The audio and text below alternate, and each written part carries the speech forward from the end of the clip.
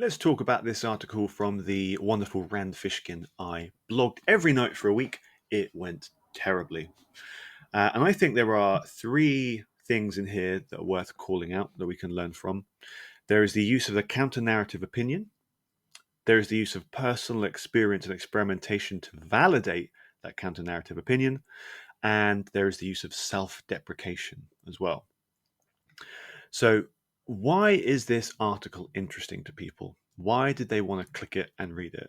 I think at its crux, it all comes down to the idea, and the idea is challenging a belief that we all probably share that is all heavily embedded within content marketing, and that is the belief that more is better.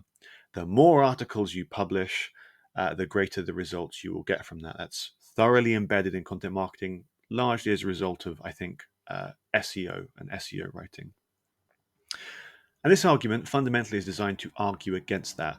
He has gone to the extremity of this belief. He has blogged every night, so publishing every day, which is obviously something that most operational publishing processes can't accommodate.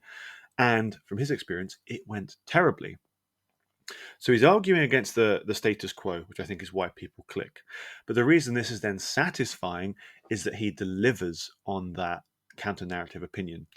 And you have to think about this kind of yin and yang, push and pull relationship. The more ensconced the opinion, the status quo you're arguing against, the more evidence you're going to need to convince people that your alternative is correct. So, how does Rand make us believe? He did it by running an experiment. So, there are probably lots of different types of evidence, and you can think about evidence on a spectrum maybe. There's rhetoric and persuasion. Telling a story can sometimes be enough to persuade people.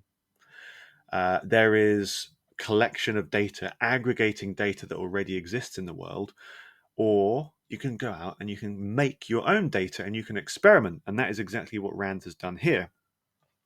And I really like this because this is something that is accessible to everyone. If you wanted to write a blog post about this, you could probably write a really boring version, which is 5 reasons why you should slow down your publishing frequency. And although that's kind of interesting and kind of contrarian, there'd be no substantive meat to that. You could go and do a bunch of kind of industry research and try and aggregate results across all the different blogs with all the different publishing frequencies and see how they correlate to like traffic growth. That would be hard, nigh on impossible, possibly, and actually not necessary. All you have to do is publish blogs for yourself. And if you think about the magnitude of this experiment, it's not a big thing. Instead of publishing a couple of posts a week, Rand published every night for a week. So that's, well, 5 instead of 7 here.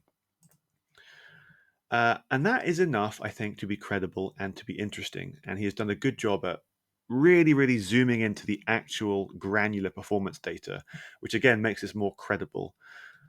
The less data you have, I think the more you have to focus on it and blow it out and make a big deal out of it to make it feel satisfying. And Rand does a great job of that.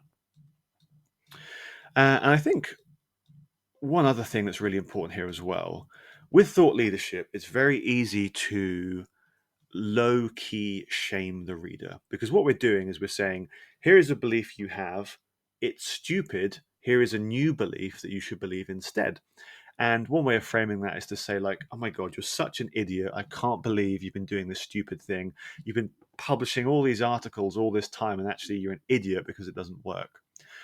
That does not get people on board and on side with our argument. That is not conducive to them buying into the new idea that we have.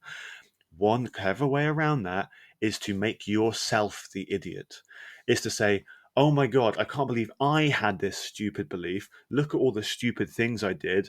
I learned some stuff from that. And hey, maybe you can learn from my success as well. And that's what he did. So throughout this, self-deprecation is everywhere.